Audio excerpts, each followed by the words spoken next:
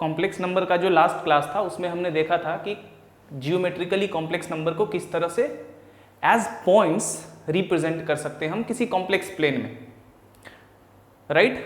और उसके बाद हमने देखा था कि कॉम्प्लेक्स नंबर को पोलर फॉर्म में किस तरह से रिप्रेजेंट किया जा सकता है, दैट इज ट्रिगोनोमेट्री के फॉर्म में, ट्रिगोनोमेट्री का यूज करके कॉम्प्लेक्स नंबर को किस तरह से रिप्रेजेंट किया जा सकता है।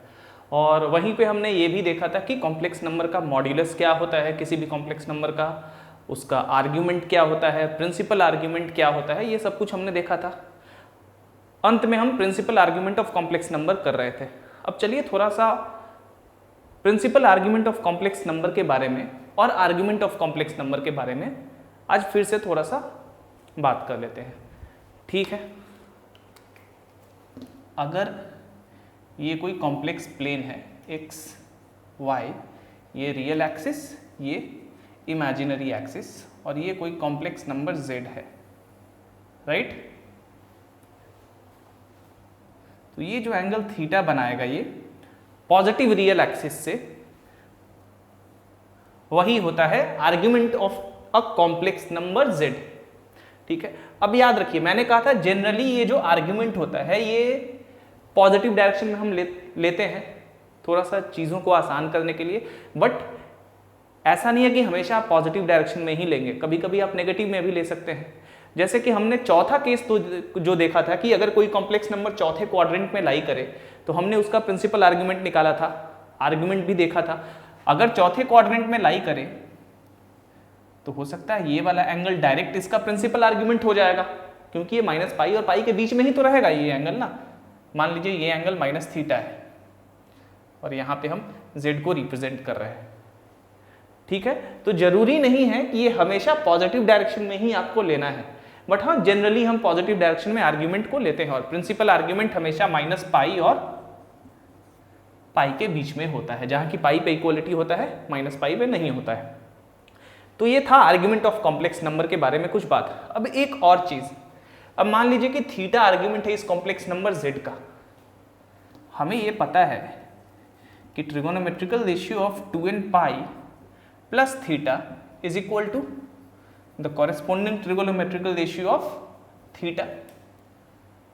मतलब किसी भी ट्रिगोनोमेट्रिकल फंक्शन का 2n पाई प्लस थीटा का जो वैल्यू होगा वो उसी ट्रिगोनोमेट्रिकल फंक्शन के थीटा का वैल्यू के बराबर होगा, that is sine of 2n pi plus theta is equal to sine of theta, tangent of 2n pi plus theta is equal to tangent of theta, cosec of 2n pi plus theta is equal to cosec of theta. ये हमने देखा था। तो एक जो बहुत important यहां से बात हमें ये पता चल रही है कि किसी भी कॉम्प्लेक्स नंबर का जो आर्ग्यूमेंट होता है या फिर एम्पलीट्यूड होता है वो यूनिक नहीं होता है, वो सिंगल नहीं होता है। There are infinitely many values of arguments of any complex number. किसी भी कॉम्प्लेक्स नंबर के आर्ग्यूमेंट्स के इनफाइनाइटली मेनी वैल्यूज हो सकते हैं, क्योंकि अगर थीटा इस कॉम्प्लेक्स नंबर का आर्ग्यूमेंट है तो इस हिसाब से 2n पाई प्लस थीटा भी है। अब n जहां की पॉजिटिव या नेगेटिव इंटीजर इंक्लूडिंग 0, तो n का वैल्यू जैसे जैसे हम बढ़ाते जाएंगे या घटाते जाएंगे, दैट इज नेगेटिव इंटीजर या पॉजिटिव इंटीजर रखते जाएंगे, तो हम देख रहे हैं कि ये वैल्यू भी चेंज करता जाएगा। और किसी भी कॉम्प्लेक्स नंबर का कोई भी दो आर्ग्यूमेंट हमेशा डिफर करता है 2 पाई के मल्टीपल से, ठीक है, जो कि हम देख सकते हैं यहां पे। देखिए मान लीजिए इस कॉम्प्लेक्स नंबर का एक आर्ग्यूमेंट है थीटा, एक 2n पाई प्लस थीटा मान लीजिए, तो 2n पाई प्लस थीटा और इसमें से थीटा माइनस करेंगे कितना आएगा 2n पाई, तो हमेशा 2 पाई के मल्टीपल से डिफर करेगा कोई भी दो आर्ग्यूमेंट किसी कॉम्प्लेक्स नंबर का। So the argument of a complex number is not unique. कुछ पॉइंट्स है जो कि याद रख लीजिए अबाउट आर्ग्यूमेंट्स। आर्ग्यूमेंट और एम्पलीट्यूड भी कहते हैं इसको, amplitude of a complex number is not unique. There are infinitely many values for the arguments of any complex number, right? That means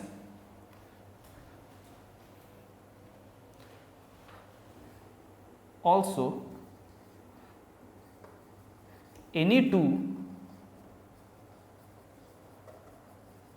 arguments of a complex number is differ by multiples of pi, sorry 2 pi, that is 2n pi, where n is equal to 0 plus minus 1 plus minus 2 and so on. So this is very important information regarding argument or amplitude of a complex number. चलिए, अब arguments पे आपको लग रहा होगा कि अभी तक हमने ज़्यादा प्रॉब्लम नहीं किया है, हम करेंगे प्रॉब्लम। हो सकता है आज शाम को ही एक प्रॉब्लम का क्लास आए जिसमें हम कुछ छोटे छोटे प्रॉब्लम्स करेंगे, जहाँ की आर्ग्यूमेंट्स वगैरह हम फाइंड आउट करके निकाल के देखेंगे। अगर आज नहीं आ पाया तो कल आएगा। पिछले कुछ 2-3 दिनों से क्लास नहीं ले पाया था, तबीयत खराब हो गया था मेरा, इसलिए। आज हम कॉम्प्लेक्स नंबर के थ्योरी को ही आगे बढ़ाएंगे, क्योंकि ये बहुत लंबा चैप्टर है। तो इसको खत्म करना, पहले सही से खत्म करना, सिर्फ खत्म नहीं करना, सही से ढंग से खत्म करना, इसको जरूरी है। प्रॉब्लम हम बनाएंगे बीच बीच में, जैसे कि इसके बाद का जो एक क्लास होगा उसमें हम कुछ छोटे छोटे प्रॉब्लम्स ही करेंगे, ठीक है। चलिए, तो ये आर्ग्यूमेंट के रिगार्डिंग कुछ डिस्कशन है। अब एक बहुत ही इंपॉर्टेंट कॉन्सेप्ट है किसी कॉम्प्लेक्स नंबर का, वो है conjugate of a complex number. पहले उसके बारे में देख लेते हैं, फिर आगे बढ़ेंगे।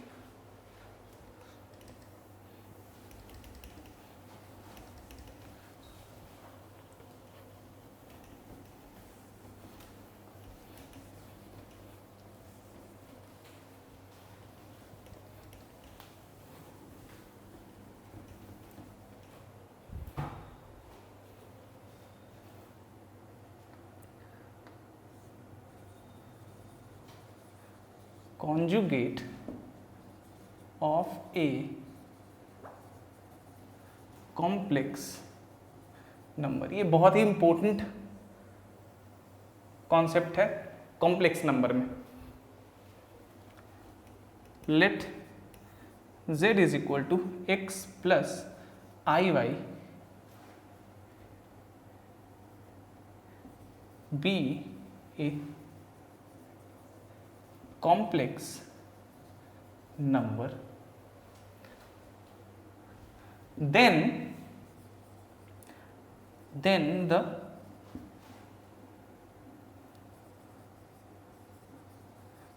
conjugate of z is defined as z dash is equal to x minus iy. This is the conjugate of this complex number, ठीक है। कभी कभी हम इसको z बार से रिप्रेजेंट भी करते हैं। ये एक नॉर्मल रिप्रेजेंटेशन है, ठीक है। यहाँ z डैश मैंने जानबूझ के दे दिया है, आप कुछ भी लगाएं, कहीं कहीं z एस्ट्रिस्क से भी इसको रिप्रेजेंट किया जा सकता है, तो ये आप पे ऊपर निर्भर करता है, ठीक है। तो अगर कोई कॉम्प्लेक्स नंबर x प्लस आई वाई है तो उसका conjugate x minus i Y है। दैट इज, हम देख रहे हैं कि जो imaginary part of complex number है उसका साइन बस चेंज कर जा रहा है, और वही बन जा रहा है किसी कॉम्प्लेक्स नंबर का conjugate. So the conjugate of the complex number z is equal to x plus I y is x minus i y. अब ये क्यों इतना इंपॉर्टेंट है, थोड़ा सा इसको समझ लेते हैं। अब सबसे पहले यहां पे अगर z यहां पे है डेफिनेटली x और y इसका कोऑर्डिनेट होगा। अब यहाँ पे माइनस y यानी कि इस तरफ, तो z जो कॉन्जुगेट होगा इसका वो यहाँ पे होगा x माइनस आई वाई। अगर इसका आर्ग्यूमेंट थीटा है तो इसका आर्ग्यूमेंट माइनस थीटा होगा। ठीक है ना, z डैश यहां से देखेंगे तो x plus I y into x minus i y is equal to x square minus i x y plus i x y minus i square y. ये और ये खत्म हो गया, आई स्क्वेयर का वैल्यू -1 तो x square plus y square आ गया, यानी कि प्योरली रियल नंबर आया है यहाँ पे। जब हम किसी कॉम्प्लेक्स नंबर को उसके कॉन्जुगेट से मल्टीप्लाई करते हैं तो जो प्रोडक्ट आता है, प्रोडक्ट जो फॉर्म होता है वो प्योरली रियल नंबर फॉर्म होता है, like this x square plus y square. So the product of a complex number with its conjugate is a purely real number। ठीक है, या प्योरली रियल क्वांटिटी। ये हम देख यहां से पा रहे हैं। ऑल्सो फिगर हमें ये बता रहा है, एक चीज और देख लीजिए, दोनों कॉम्प्लेक्स नंबर का जो मॉड्यूलस होगा वो सेम होगा। कैसे, देखिए modulus of z is equal to modulus of z dash is equal to x square plus y square. Modulus दोनों कॉम्प्लेक्स नंबर का सेम है और आर्ग्यूमेंट जो है, argument of z is equal to negative into argument of z dash. ठीक है,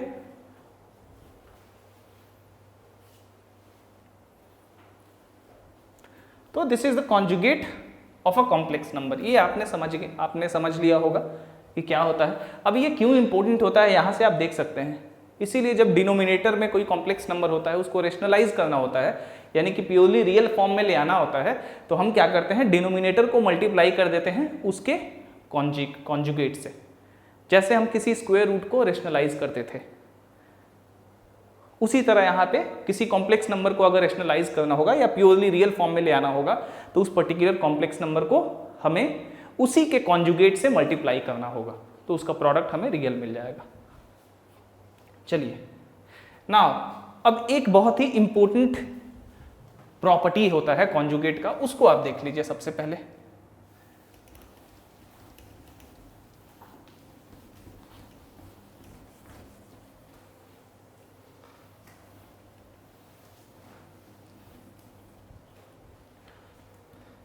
मान लीजिए कोई इक्वेशन है, if an equation with real coefficients has complex roots, then these occur in conjugate pairs. ये बहुत ही इंपॉर्टेंट इंफॉर्मेशन है।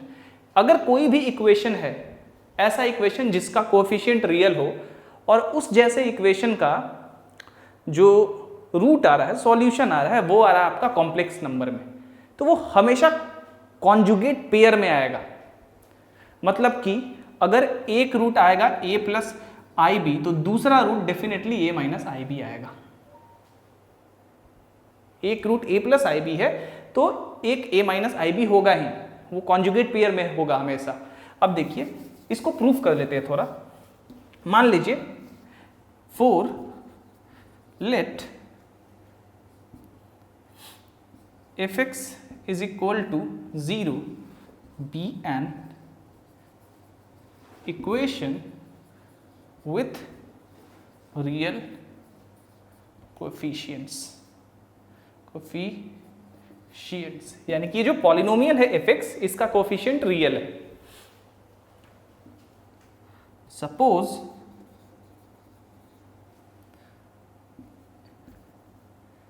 Alpha plus i beta be a root of fx is equal to 0 where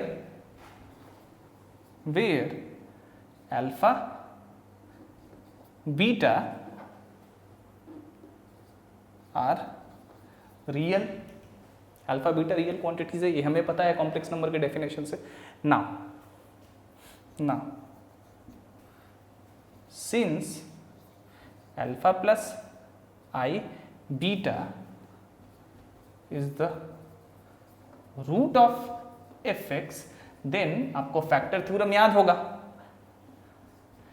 f alpha plus i beta is equal to 0। ठीक है, मान लेते हैं suppose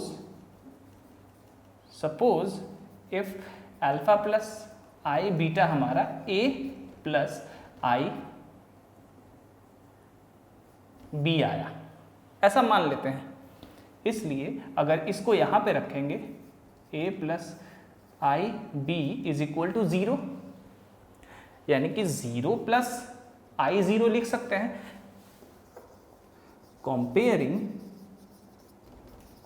real and imaginary parts, we get a minus ib is equal to, we get sorry, a is equal to 0 and b is equal to 0। a 0 आ गया और b भी 0 आ गया, इसलिए if alpha minus i beta अगर a minus i b हो तो कितना हो जाएगा 0। That is alpha minus i beta is also the root of this complex number, also the root of this particular equation fx is equal to 0। ठीक है, इसीलिए तो हमेशा इसको याद रखना है कि अगर कोई इक्वेशन जिसका कोएफिशिएंट रियल हो और उसका जो रूट हो वो कॉम्प्लेक्स रूट्स हो, तो वो कॉम्प्लेक्स रूट्स हमेशा कॉन्जुगेट पेयर में होगा। एक x प्लस आई वाई होगा तो दूसरा x माइनस आई वाई होगा ही होगा। ठीक है, चलिए इसको याद रखना है। अब आगे बढ़ते हैं हम। अब हम बहुत ही इंपॉर्टेंट कॉन्सेप्ट करने जा रहे हैं जो कि आगे आपको पूरे कॉम्प्लेक्स नंबर में अब देखने को यहां से मिलने वाला है। वो है कि वेक्टर को यूज करके हम कॉम्प्लेक्स नंबर को रिप्रेजेंट कैसे करते हैं। देखिए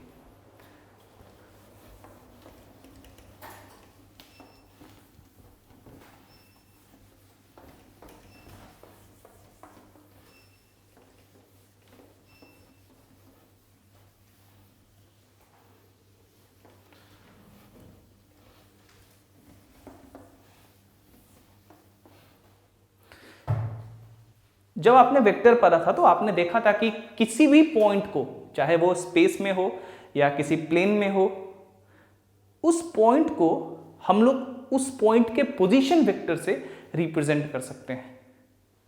नॉर्मली हम ऑरिजिन के रिस्पेक्ट में एक पोजीशन वेक्टर लेते थे वहां तक जिस पॉइंट को लोकेट करना था, और उसी पोजीशन वेक्टर से हम उस पॉइंट को लोकेट कर रहे थे। अब चूंकि किसी पॉइंट को हम किसी पोजीशन वेक्टर से लोकेट कर सकते हैं, तो हमने ये तो देखा है ना कि कॉम्प्लेक्स नंबर्स भी जियोमेट्रिकली एज पॉइंट्स ही दर्शाए जाते हैं, दिखाए जाते हैं किसी कॉम्प्लेक्स प्लेन में, दैट इज आर्गन प्लेन में। तो अगर कॉम्प्लेक्स नंबर भी पॉइंट्स हैं, then complex numbers can also be located by using position vectors. ठीक है, that is called the vector representation of complex numbers.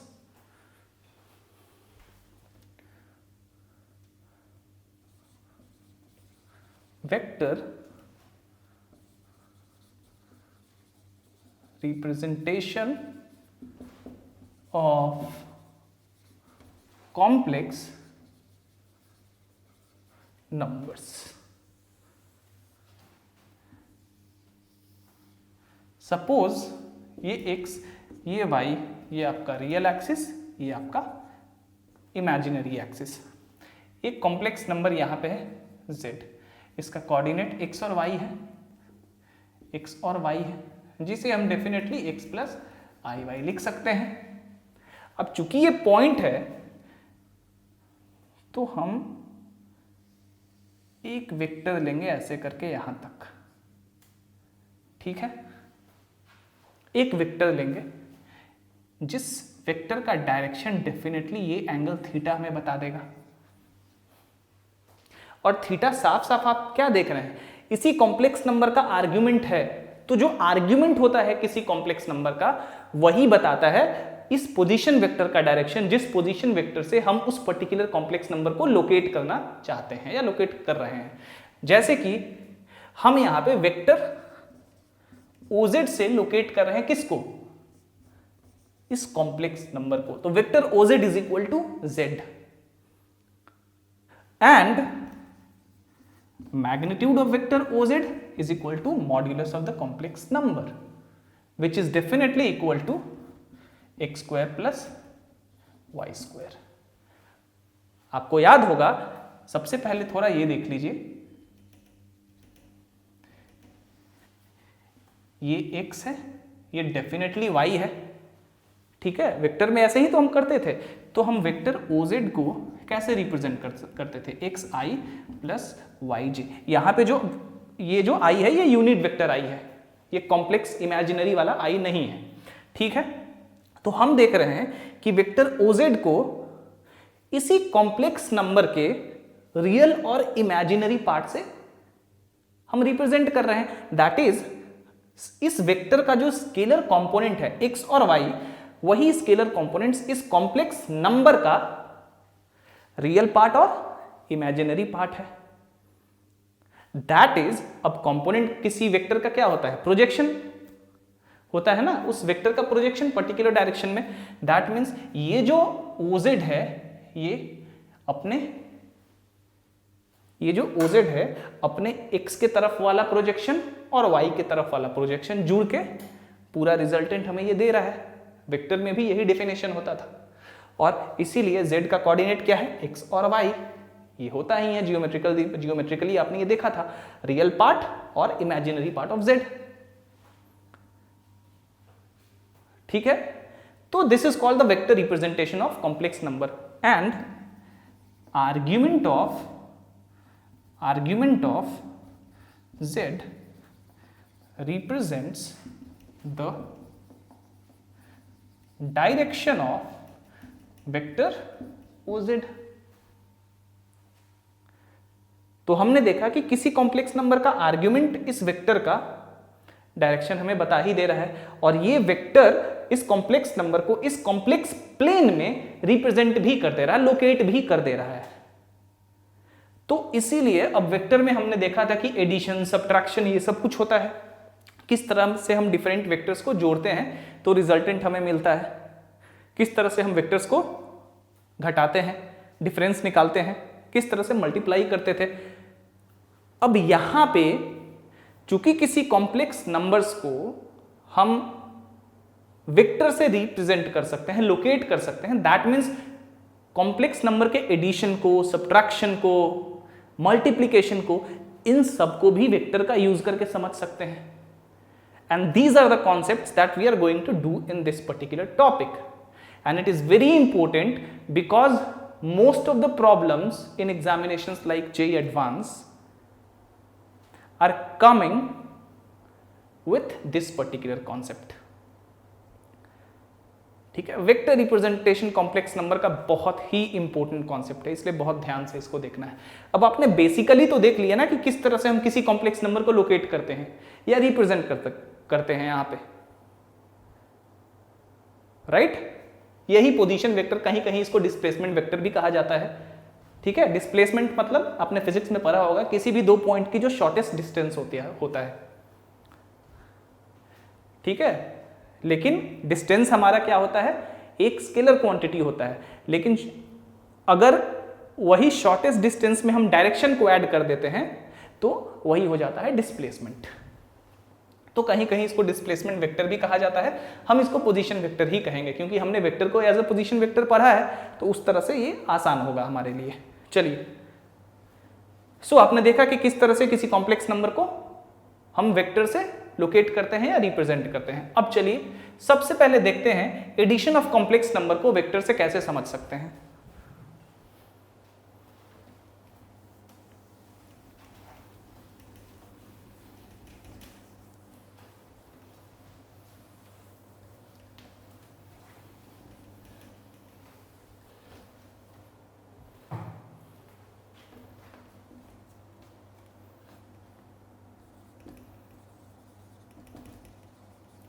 Addition of complex numbers using vectors।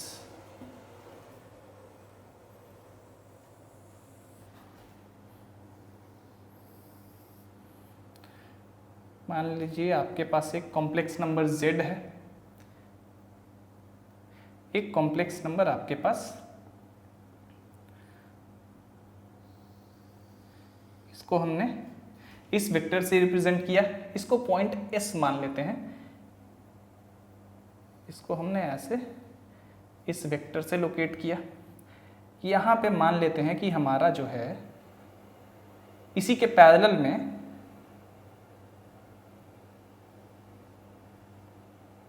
यहाँ पे और थोड़ा ऊपर यहाँ पे हमारा एक और कॉम्प्लेक्स नंबर z डैश है। यहां से यहां तक हम इसके पैरेलल इसको ऐड कर देते हैं। Definitely O Z S Z dash is a parallelogram.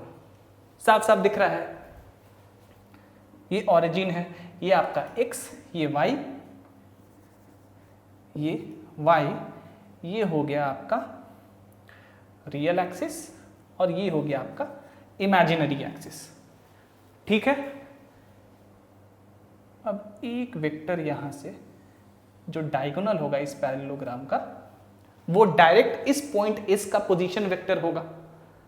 ठीक है, अब ये चूंकि कॉम्प्लेक्स नंबर प्लेन है तो डेफिनेटली ये पॉइंट S भी कोई कॉम्प्लेक्स नंबर ही होगा। हमने वेक्टर एडिशन में parallelogram law of vector addition देखा था क्लियरली फ्रॉम द फिगर। सबसे पहले तो यहां पे कुछ लिख लीजिए थोड़ा सा। Suppose z is equal to x plus iy and z dash is equal to x dash plus iy dash be two complex numbers। अब मुझे ये लिखने की तो जरूरत नहीं होगी कि x dash रियल है, ये आपको डेफिनेशन से पता होना चाहिए। चलिए, तो x dash रियल नंबर्स है या रियल क्वांटिटीज है, जो भी कह लीजिए। ये दोनों कॉम्प्लेक्स नंबर्स हैं as shown in the figure. ठीक है, clearly the complex numbers z and z dash be located using the position vectors OZ and OZ dash। Now by the parallelogram law of vector addition, आप simply vector addition भी यहां पे apply कर सकते हैं। जरूरी नहीं है कि आप लिखें कि पैरेललोग्राम लॉ, जस्ट लिखना है कि अकॉर्डिंग टू वेक्टर एडिशन। अब हम देख रहे हैं कि ये वेक्टर इस वेक्टर के टेल से इस वाले वेक्टर का, इस वेक्टर ये जो OZ है, इस वेक्टर के हेड पे इस ZS वेक्टर का टेल है और ZS वेक्टर का हेड यहाँ पे है। तो ये जो वेक्टर OS है ये क्या है, OZ और ZS का रिजल्टेंट है। Vector OS is equal to vector OZ plus vector ZS, यानी कि वेक्टर OZ। अब ये OZ डैश और ZS ये दोनों सेम वेक्टर होंगे।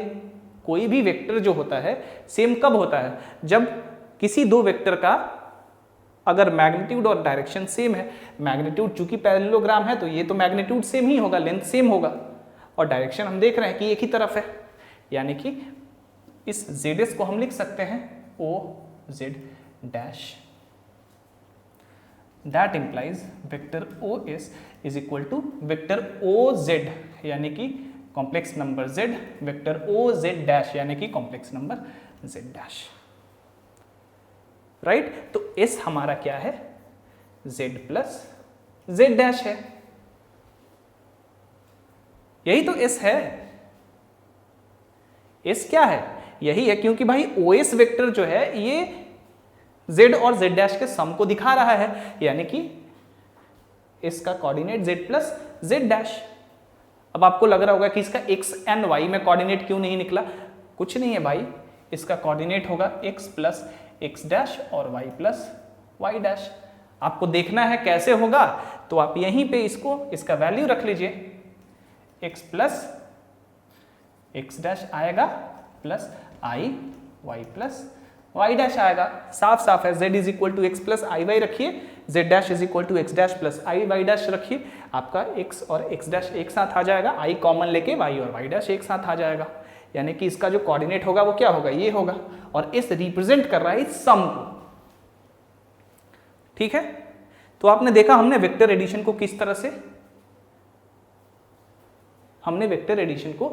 तरह से पोजीशन वेक्टर को लेके यहां पे लोकेट कर दिया ना।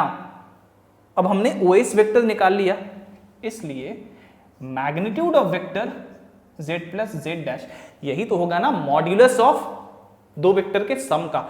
मॉड्यूलस क्या होगा हमारा, मॉड्यूलस ऑफ OS, और मॉड्यूलस ऑफ OS क्या हो जाएगा यहां से x प्लस x डैश का whole square plus y plus y dash का होल स्क्वायर होगा ना, यही तो मॉड्यूलस होगा। अभी हमने वेक्टर रिप्रेजेंटेशन में देखा ना कि मॉड्यूलस कैसे निकालेंगे, इसी तरह तो निकालते हैं मॉड्यूलस, इसके x के कंपोनेंट का स्क्वायर प्लस y के कंपोनेंट का स्क्वायर और रूट दे देंगे ऊपर से, दैट्स इट। अब आर्ग्यूमेंट क्या होगा भाई, अब चूंकि ये OS जो है Z प्लस Z डैश को दर्शा रहा है, इसलिए argument of complex number Z plus Z dash is equal to angle XOS, यही तो आर्ग्यूमेंट हो जाएगा ना, पॉजिटिव रियल एक्सिस से OS का एंगल, यही हो जाएगा Z प्लस Z डैश का आर्ग्यूमेंट। तो हमने देखा कि किस तरह से ये जो पोजीशन वेक्टर OS है ये दो कॉम्प्लेक्स नंबर Z और Z डैश के सम को हमें यहाँ पे रिप्रेजेंट करके दिखा रहा है। अब इस सम से बहुत सारे प्रॉपर्टी हम फाइंड आउट कर सकते हैं, पहले इतना लिख लीजिए फिर आगे बढ़ते हैं, इसमें बहुत इंपॉर्टेंट कुछ प्रॉपर्टीज हैं। चलिए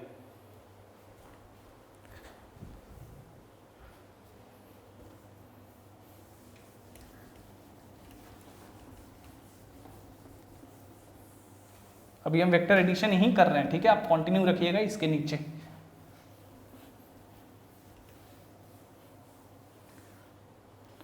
ना हमने अभी देखा कि magnitude of Z plus Z dash is equal to क्या है, square root of x plus x dash का whole square plus y plus y dash का whole square. Now triangle inequality आपने वेक्टर में पढ़ा है, आपने नॉर्मल रियल नंबर्स में भी पढ़ा है, जहां पे हम इनइक्वालिटी कर रहे थे मॉड्यूलस से रिलेटेड, वहां पे भी ट्राइंगल इनइक्वालिटी है। ट्राइंगल इनइक्वालिटी क्या था वेक्टर में कि vector OZ plus vector ZS is less than or equal to magnitude of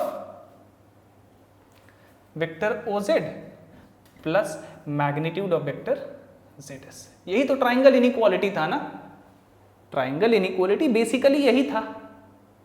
मान लेते हैं, सपोज करिए कि OZ is equal to vector A है, ठीक है, यानी कि vector ZS is equal to vector OZ dash, दोनों बराबर है, is equal to vector B है, राइट। इसलिए vector OS is equal to A plus vector B। क्या होता था ये, magnitude of vector A plus vector B is less than और equal to magnitude of vector A plus magnitude of vector B होता था ना। और कैसे फाइंड आउट करते थे, आपको वेक्टर में जाके देखना चाहिए, इसको यहाँ पे बताने का कोई मतलब है नहीं। ये जो है आप बड़ी आसानी से फाइंड कर सकते हैं। इसका स्क्वायर लीजिए और फिर इसका स्क्वायर लीजिए, आप देखेंगे कि इसका जो स्क्वायर है इसके स्क्वायर से ज्यादा या बराबर आ सकता है, तो इसीलिए ऐसा होता था। अब वेक्टर A क्या है, OZ किस वेक्टर को रिप्रेजेंट, किस कॉम्प्लेक्स नंबर को रिप्रेजेंट कर रहा है, Z को। और OZ डैश मतलब B, OZ डैश मतलब B, यानी कि ZS को हमने क्या लिया है, ZS या OZ डैश B लिया है, तो B किस कॉम्प्लेक्स नंबर को रिप्रेजेंट कर रहा है, Z dash is less than equal to modulus of Z plus modulus of Z dash. This is triangle inequality for any two complex number Z and Z dash. ये एक property है,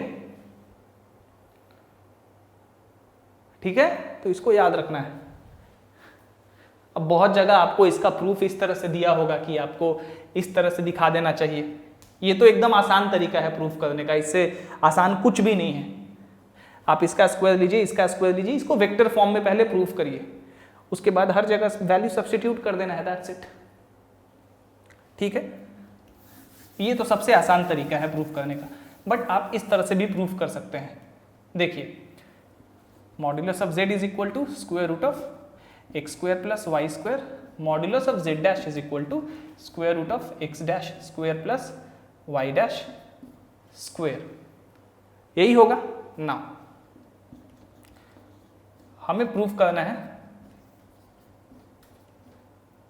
plus Z dash, तो हमें क्या दिखाना होगा कि ये जो स्क्वायर रूट है x प्लस x डैश का whole square plus y dash का whole square is less than और equal to x square plus y square plus square root of x dash square plus y dash square है। यही आपको दिखाना है और ये बड़ी आसानी से दिखा सकते हैं। दोनों तरफ स्क्वायर करिए, चूंकि ये पॉजिटिव नंबर है, मॉड्यूलस क्या होता है किसी कॉम्प्लेक्स नंबर का, पॉजिटिव नंबर होता है, तो यहाँ पे स्क्वायर करिएगा तो इनइक्वालिटी का साइन चेंज नहीं होगा। स्क्वायर करके सॉल्व करेंगे, हमारा आंसर बड़ी आसानी से आ जाएगा।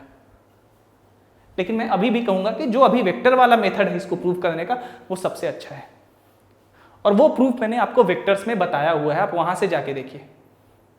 चलिए मैं आपके लिए थोड़ा सा प्रूफ भी कर देता हूं, ठीक है। चलिए, अब चूंकि वेक्टर से रिप्रेजेंट कर रहे हैं तो जो वेक्टर रूल, वेक्टर में जो रूल एप्लीकेबल होगा वो यहां भी एप्लीकेबल होगा। देखिए, मान लेते हैं let OZ is equal to vector A, ZS is equal to OZ dash is equal to vector B। इसलिए vector OS is equal to A plus B। ना टू प्रूव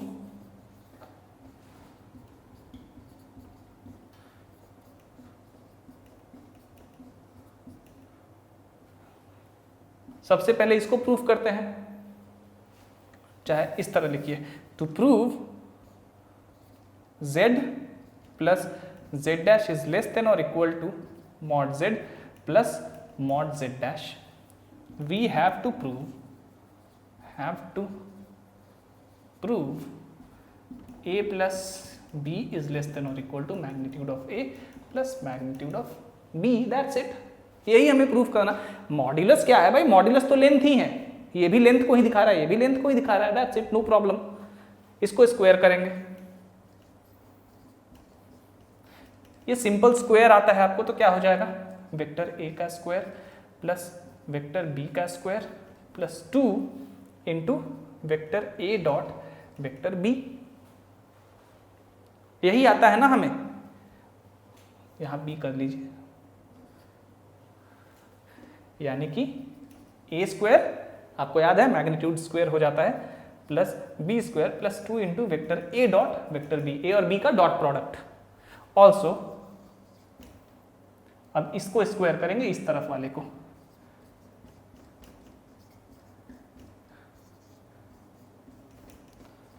वेक्टर ए का square B square plus 2 mod A into mod B, A square plus B square plus 2 mod A into mod B. अब भाई ये positive negative आ सकता है, ठीक है, ये पॉजिटिव, अब A square plus B square, A square plus B square, ये तो दोनों जगह सेम ही रहेगा, पॉजिटिव रहेगा, बट ए डॉट बी ये पॉजिटिव नेगेटिव भी आ सकता है। बट यहां पे ये जो modulus of A into modulus of B है, ये तो हमेशा आपका पॉजिटिव ही रहेगा, यानी कि ए प्लस बी स्क्वायर में या तो इसके बराबर कुछ जोड़ रहे हैं हम, या तो इससे बड़ा कुछ जोड़ रहे हैं। Since 2 into mod A mod B is greater than और इक्वल टू, यहां खाली ए डॉट ए बी लिख लीजिए, ए डॉट बी, इसलिए ए प्लस बी का whole square is less than और equal to square plus B square. और मैंने आपको बताया था कि जब दो पॉजिटिव नंबर्स में से वही नंबर छोटा होता है जिसका स्क्वायर छोटा होता है, अब इसका स्क्वायर छोटा है तो इसका ये नंबर भी जो modulus of A plus B है सिर्फ, वो भी इससे छोटा होगा, इसलिए A plus B is less than और equal to mod A plus mod B, इसलिए z plus z dash is less than और equal to z plus z dash. This is the triangle inequality for two complex number. But इसको हम in complex number के लिए भी कर सकते हैं, अभी थोड़ी देर में हम देखने वाले हैं उसको, पहले इसको कर लीजिए। आई होप आपको प्रूफ समझ में आया हो, वही सेम प्रूफ है जो आपने पढ़ा था वेक्टर्स में, कुछ दूसरा नहीं है, आपको वेक्टर सही से देखना है, और वैसे भी इसको समझने के लिए आपको वेक्टर सही से देखना होगा। That was the reason why I taught you vectors before complex numbers, otherwise I have already taught you complex numbers. Vector को पढ़ाने का कारण ही यही था कि मुझे कॉम्प्लेक्स नंबर आपको बताना था। चलिए अब थोड़ा इसी को एक्सटेंड करते हैं, इसी को एक्सटेंड करते हैं।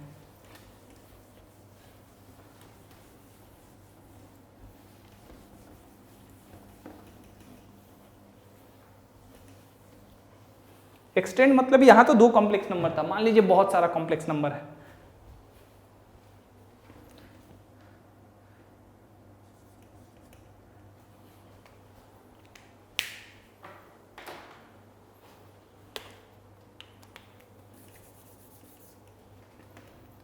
if Sn is equal to z1 plus z2 plus z3 and so on to plus zn,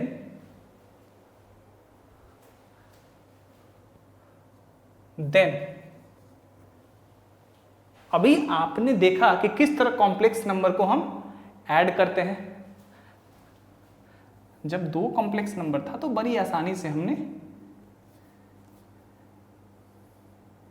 इस तरह करके और ऐसे ऐड किया था। अभी ये z,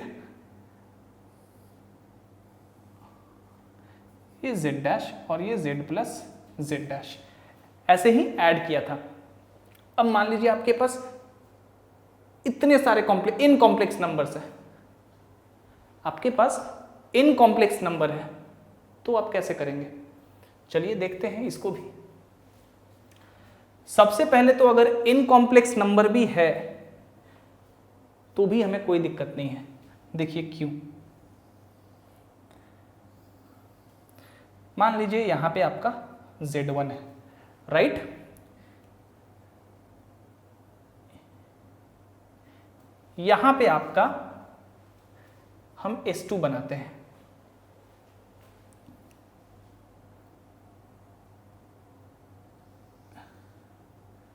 ठीक है, इसको ऐसे करेंगे। अब Z2, हम Z1 S2 को उस तरह से ड्रॉ करेंगे जिस डायरेक्शन में ये पोजीशन वेक्टर Z2 का है। मतलब कि ये Z1 है, ये Z2 है, ये Z3 है, इस तरह से सपोज कर लीजिए, ठीक है, इस तरह से सपोज कर लीजिए। चलिए इसको और थोड़ा सा क्लैरिफाई आपको कर दूं मैं, और क्लैरिफाई कर दिया जाए, ठीक है। इसको भी इरेज करिए।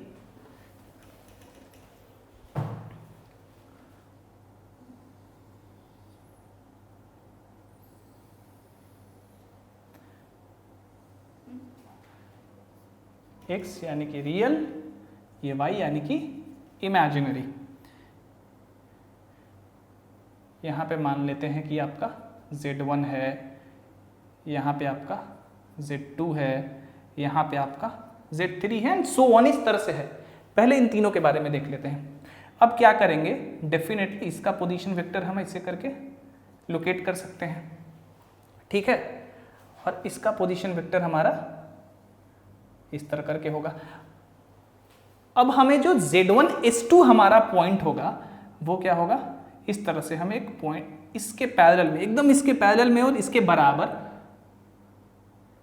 यहां पे हम मान लीजिए S2 को ड्रॉ कर लेंगे, ठीक है, S2 को, क्योंकि भाई S1 तो इसी के बराबर ही पॉइंट हो जाएगा ना, इसीलिए S1 तो यही है। सो अब हम देख सकते हैं कि ये एक पैरेललोग्राम है, ठीक है, ये एक पैरेललोग्राम है, यानी कि S2 क्या है, Z1 प्लस Z2। ये तो आपको पता है, अभी हमने जस्ट किया हुआ है। अब चलिए, ये हो गया Z1 प्लस Z2। अब इसका पोजीशन वेक्टर क्या है, ये है OZ3। अब हम क्या करेंगे, जो S2 S3 बनाएंगे वो इसके बराबर और इसके पैरेलल बनाएंगे,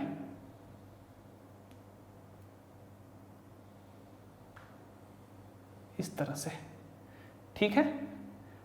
और ये लाइन देखिए, इसके स्ट्रेट में हमें पैरेललोग्राम करना है, ऐसे करेंगे, इसको थोड़ा और बनाना होगा। ये S3 हो गया हमारा। अब ये जो पैरेललोग्राम OS2 S3 Z3 है, इसका डायगोनल देखिए, that is vector OS is equal to Z1 plus Z2 plus Z3, यानी कि ये क्या है, Z1 plus Z2 plus Z3। आप देख सकते हैं इसको कैसे हुआ, देखिए, vector OS is equal to vector OS2 plus vector S2 S3, vector OS2 plus vector S2 S3 बराबर OZ3। OS2 कितने के बराबर है, Z1 Z2, और OZ3 Z3, राइट। तो हमने देखा कि जो S3 है ये हो गया। इसी तरह S4 क्या हो जाएगा, Z1 plus Z2 plus Z3 plus Z4 and so on. इसी तरह Sn is equal to Z1 plus Z2 plus Z3 and so on 2 plus Zn। यही होगा, यानी कि अंतिम जो पॉइंट होगा Sn, वो ये सम को रिप्रेजेंट करेगा, है ना। इसका मतलब जो है, इसका जो मतलब है, हमारा आर्ग्यूमेंट क्या हो जाएगा, argument of Z1 plus Z2 and so on 2 plus Zn क्या हो जाएगा हमारा, एंगल XOSN, Sn, जहां भी Sn होगा, याद करिए जब दो ही कॉम्प्लेक्स नंबर था तो आर्ग्यूमेंट ये होता था S2 यहीं तक, क्योंकि ये रिजल्टेंट बताता था, लेकिन आपका रिजल्टेंट अब Sn बता रहा है तो आर्ग्यूमेंट पूरा XOSN, तो argument of this complex number is equal to this. ठीक है, अब ट्राइंगल इनइक्वालिटी अभी अभी आपने देखा कि Z1 plus Z2 is less than और equal to mod Z1 plus mod Z2। इसी को एक्सटेंड करेंगे, ठीक है, तो ये तीन कॉम्प्लेक्स नंबर के लिए भी यही होगा। हमने पहले वेक्टर के बारे में जान लीजिए, हमने किसी दो वेक्टर A और B के बारे में नॉन जीरो वेक्टर्स देखा है कि लेस देन और इक्वल टू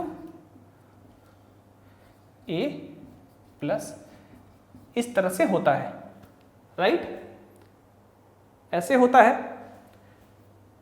अब अगर 3 भी रहेगा ना तो भी यही इनइक्वालिटी लागू होगा, 4 भी रहेगा तो भी यही इनइक्वालिटी लागू होगा, n तक रहेगा तो भी यही इनइक्वालिटी रहेगा। आप इसका स्क्वायर करके देखिए, उसके बाद इसका स्क्वायर करके देखिए, आपको यही रिजल्ट मिलेगा। उसी से हम कंक्लूड करेंगे कि modulus of Z1 plus Z2 and so on 2 plus Zn is less than or equal to mod Z1 plus mod Z2 plus mod so on and plus mod Zn. So the modulus of the sum of any number of complex numbers is less than or equal to the sum of moduli of these complex numbers। ये वाला, ठीक है, ये properties है, इसको याद रखिएगा।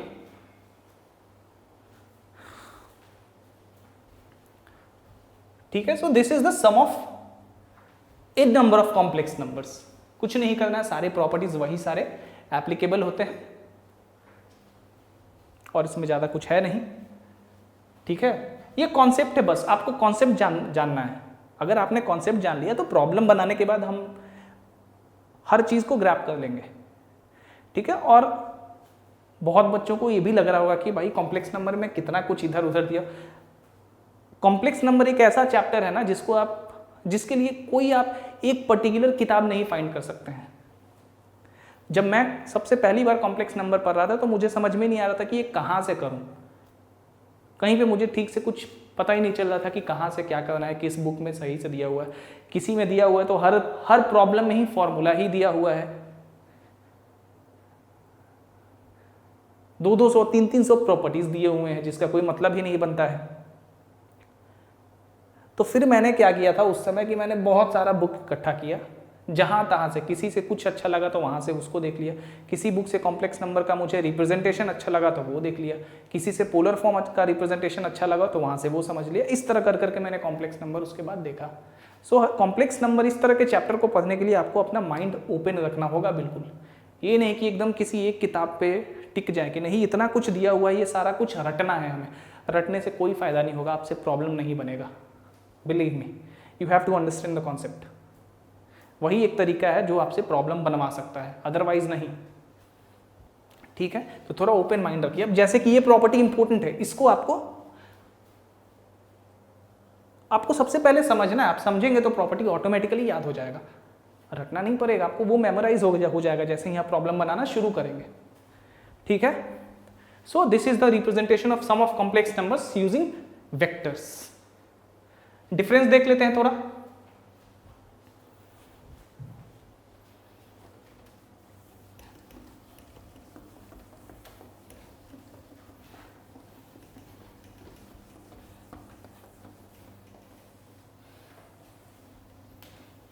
जिस तरह हम वेक्टर में डिफरेंस निकालते थे वैसे ही यहां भी डिफरेंस निकालेंगे, कोई ज्यादा फर्क नहीं है।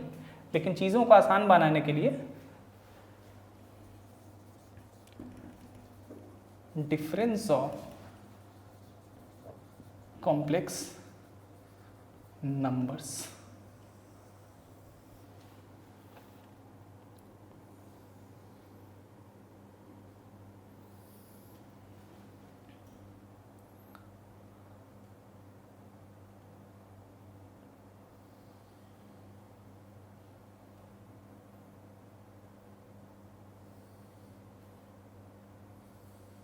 पहले तो आप इस तरह से एक पैरेललोग्राम बना लीजिए।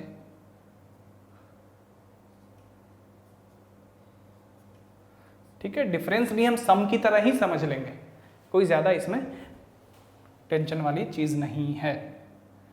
इसको मान लेते हैं हम z डैश, इसको हम मान लेते हैं डिफरेंस d और इसको z।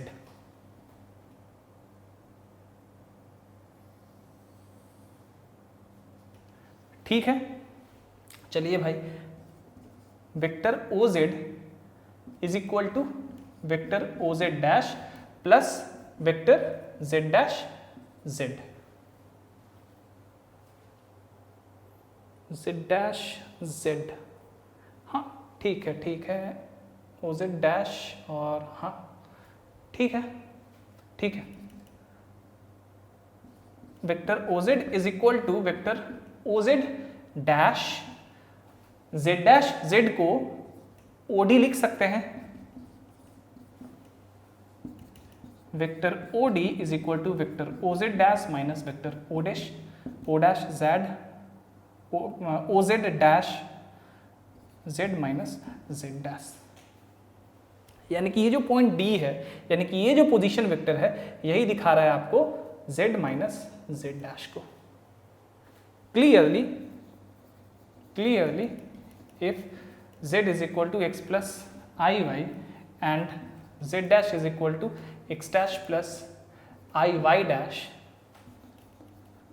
then magnitude of z minus z dash is equal to modulus of vector OD is equal to क्या हो जाएगा? डिफरेंस आपको पता ही है भाई, गेस करिए। z माइनस जेड डैश पहले क्या हो जाएगा? z माइनस जेड डैश क्या हो जाएगा? x minus x dash plus y minus i Y minus Y dash. यही तो होगा ना? नहीं होगा, देखिए z के जगह x प्लस आई वाई, जेड डैश के जगह x माइनस एक्स डैश और प्लस आई वाई माइनस वाई डैश। तो z माइनस जेड डैश का मैग्नीट्यूड क्या हो जाएगा? x माइनस एक्स डैश का whole square plus y minus Y dash का होल स्क्वायर। उसी तरह argument of z minus Z dash is equal to angle XOD, ये x ये y, XOD यही तो आर्ग्यूमेंट होगा ना, z माइनस जेड डैश, यही पोजीशन वेक्टर डिफरेंस दिखा रहा है। तो इसी का direction, that is argument of z minus Z dash is angle XOD.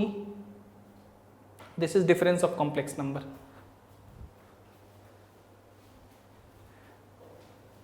हमने देखा है कि z plus z1 plus z2 जो होता है वो लेस देन और equal to z1 mod z2 होता है। बट यहां पे हम देखेंगे कि z1 माइनस z2 जो होगा, जो mod z1 minus mod z2 का मॉड्यूलस होगा, वो क्या होगा हमारा? लेस देन या equal to mod z1 minus z2 से। ठीक है, तो ये भी थोड़ा आपको ध्यान में रखना होगा। इसको प्रूफ करना है, आप कर सकते हैं बड़ी आसानी से। चलिए देखते हैं इसका प्रूफ, यहीं पे देखते हैं क्या करना है। हमारे पास पहले तो डिफरेंस है OD, मान लेते हैं कि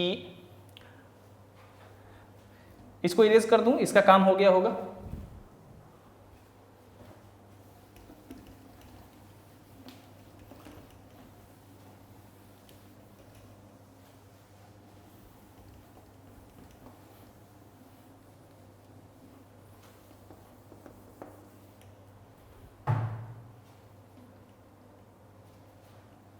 चलिए अब मान लेते हैं हमें प्रूफ करना है z माइनस जेड डैश का मॉड्यूलस इज ग्रेटर देन और इक्वल टू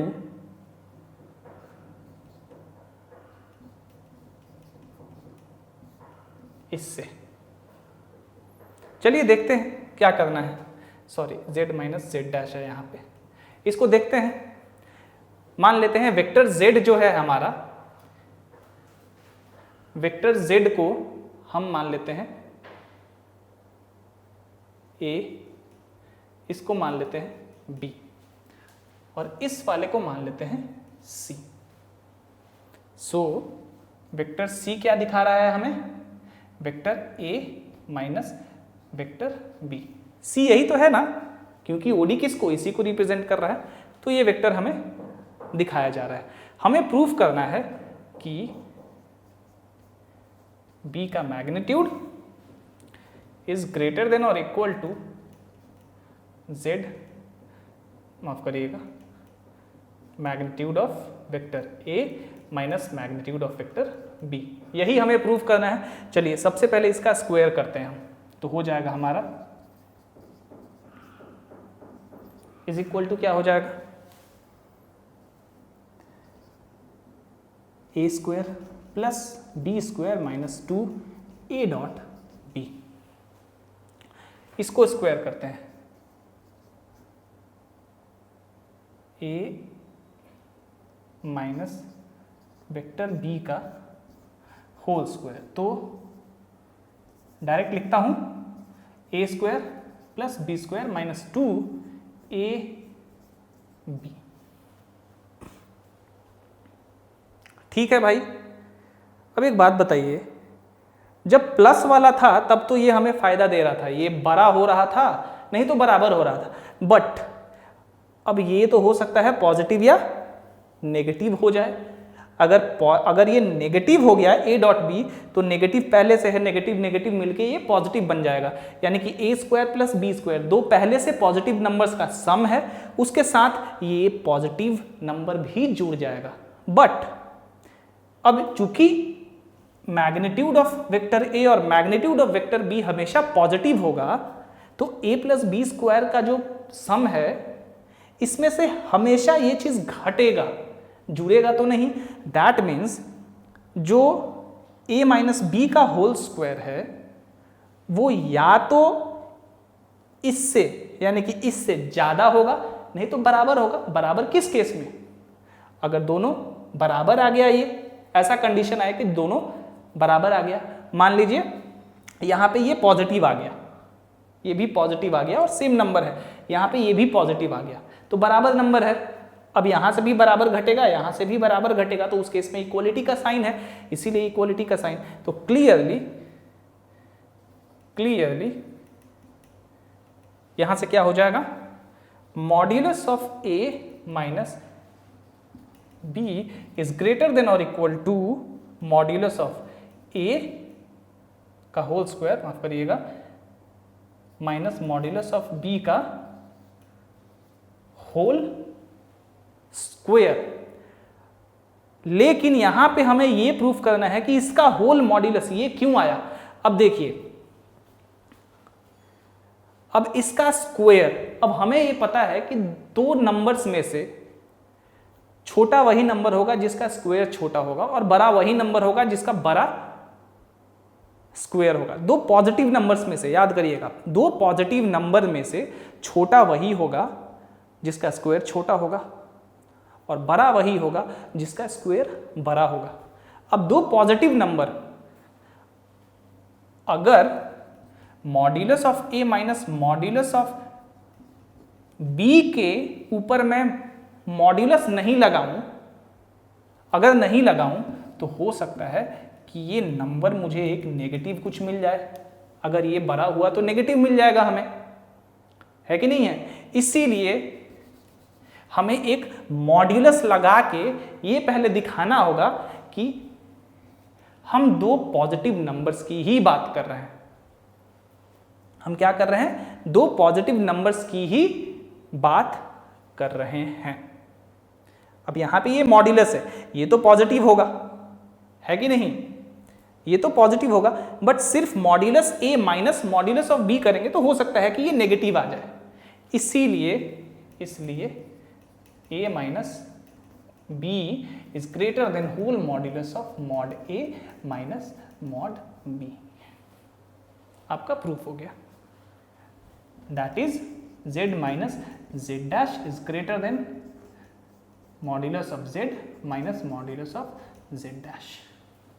ये पूरे पे मॉड्यूलस देना बहुत जरूरी है, क्योंकि यही बताता है कि ये हमेशा पॉजिटिव है, तभी ये संभव है, अदरवाइज नहीं है।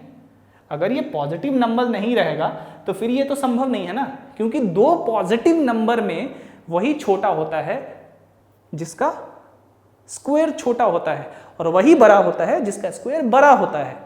इसलिए ये मॉड्यूलस देना पड़ा, क्योंकि ये मॉड्यूलस ही इंडिकेट कर रहा है कि ये जो नंबर है ये नंबर पॉजिटिव है, तब जाके ये एप्लीकेबल होगा, अदरवाइज नहीं। ठीक है, चलिए।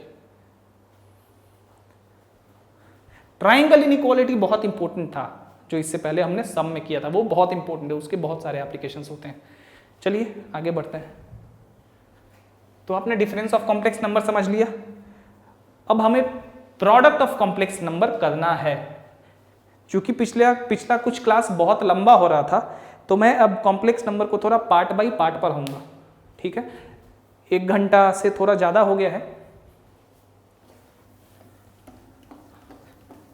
इसको इरेज कर देता हूं, लेकिन आज रहने देता हूं मैं, ठीक है, क्योंकि बहुत लंबा क्लास हो जा रहा है, 1.5 घंटे 2 घंटे का भी क्लास हो जा रहा है।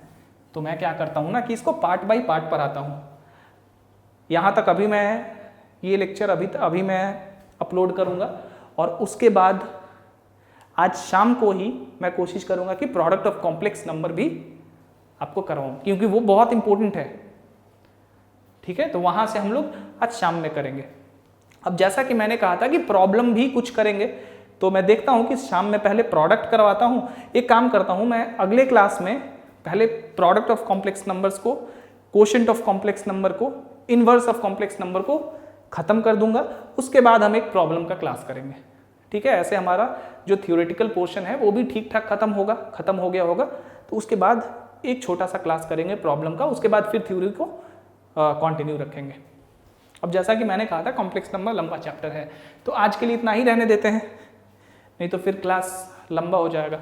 लंबा क्लास पता नहीं कोई देख नहीं रहा है, तो इसलिए भी मुझे लग रहा है कि बहुत लंबा क्लास है, तो it might be a possibility that is the reason.